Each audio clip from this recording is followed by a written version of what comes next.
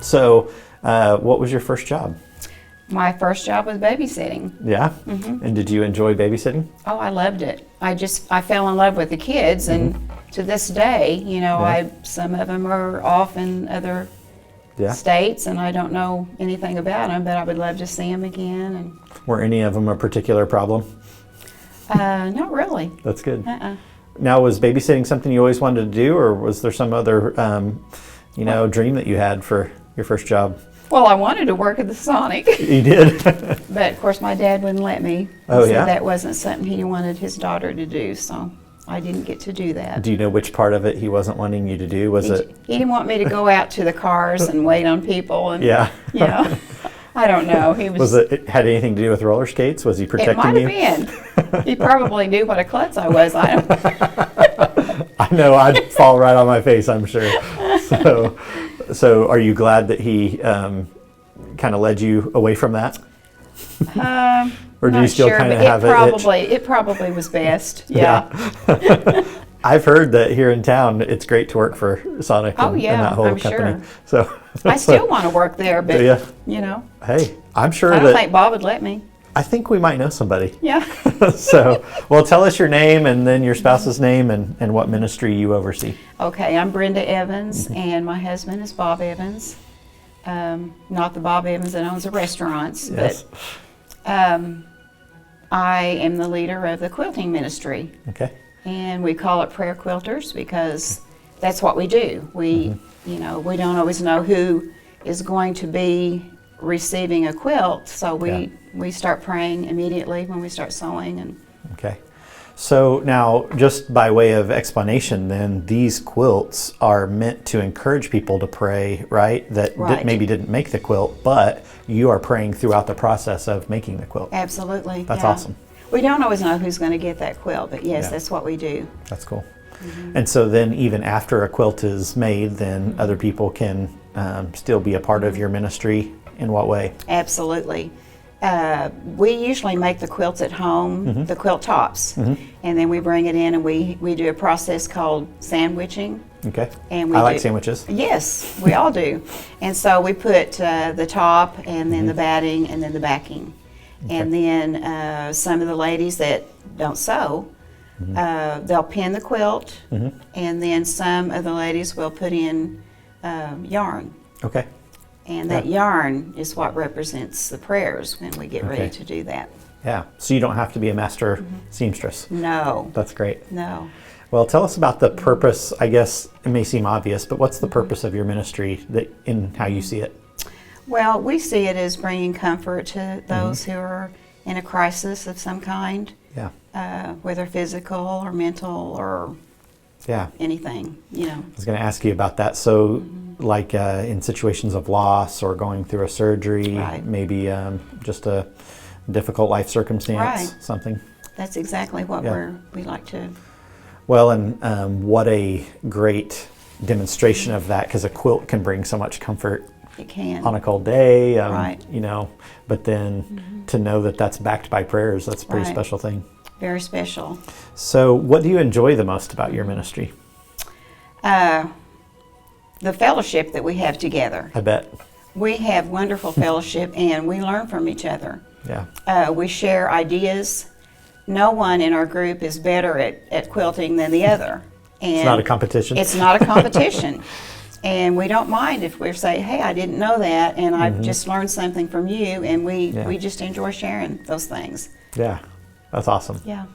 What challenges does your ministry bring? Well, I've never really thought of a challenge because we've always been supported by people in our Yeah. church and our missions ministry.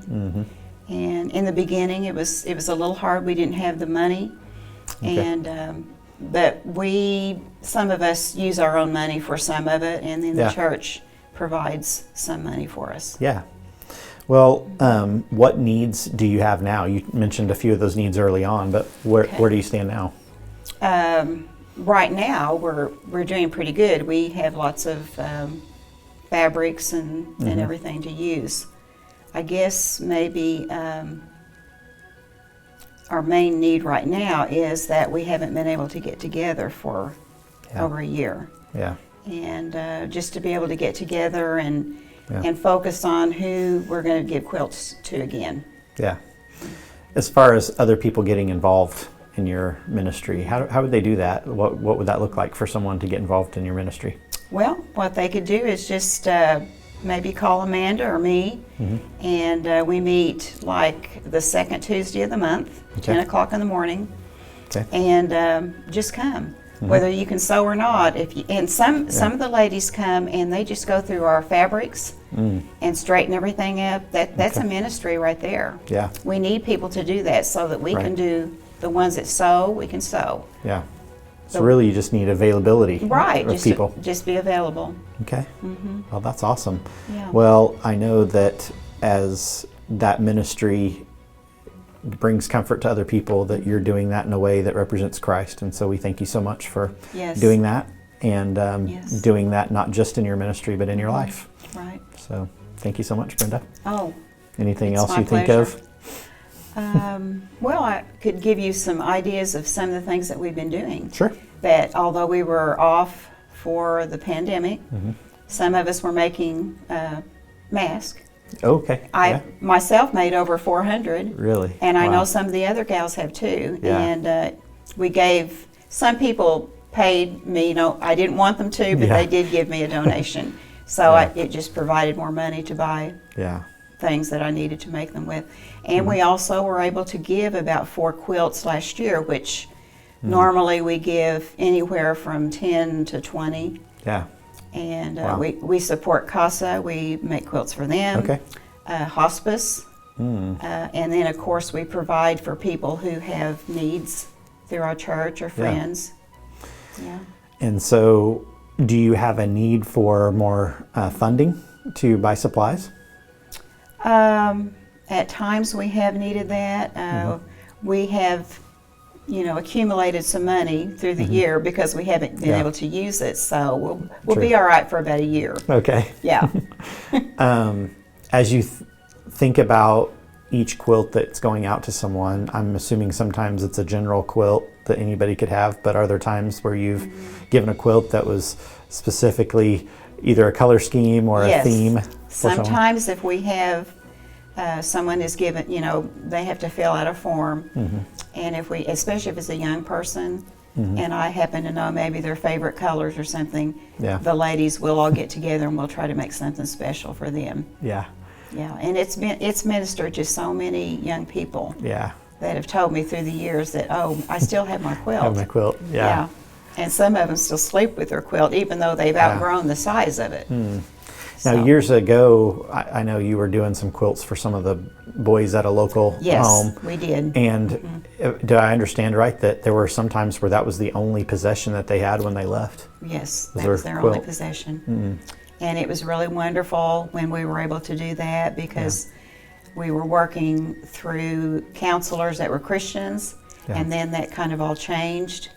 Okay. That whole thing kind of fell apart for us, and we didn't like that, but that was just the way it was. But we just prayed that the ones that did receive them, remember that we cared about them. And, for sure. Yeah. Have you had any wild ideas that were given to you for a quilt that you thought, well, I don't know if we can do that, but? Oh yes. I don't even think I could, conjure one up in my mind right now, but we've had some. Yes. Yeah. And do themes based on favorite teams or hobbies or things like that? Yes, we've had a lot of sports teams and maybe men that like to fish. Yeah. We've had fabric. We have a lot of fabric that's been donated in that respect, so we can use our fish fabric and sports fabrics and. Yeah. Have you ever done like a bedlam blanket with OU and OSU on one? I haven't done that one yet, but I should. Maybe like a bed divided or something like that? That would be with my kids because one of them's OU, the other's OSU. They could fight over it. Yeah, that's right. Who's still in my covers? Right. Put the other team on the other side. You have to sleep together one on one. That's awesome. Well, thanks again, Brenda. Thanks for what you do for our church. Glad to be here. We have a bunch of wonderful ladies that are. Yeah, you do. Really do. A lot of fun, laughter, and good snacks. Yes. Yeah, especially the snacks. Yeah. We eat when we get together. Well, and you know, not that this will get used in the video Probably won't. anyway, but you know, do you need any quality control people for your snacks? I'm just kidding. Need testers? Yeah, Yes, we I need feel like that's my spiritual Yeah. gift. Well, you know, when So- Gary Reed was here, he always came back and ate with us. Yeah, And I kind of miss that. yeah. Yeah. One miss of the that. girls, he would always say. Right. And of course, he would turn the lights out on us before we'd get in there. It's just pitch black back Yeah, there. for We sure. knew Gary was around the corner, so Mhm. He was honored. Oh, yeah. For sure. missing. So, for sure. Well, easy enough. That was it.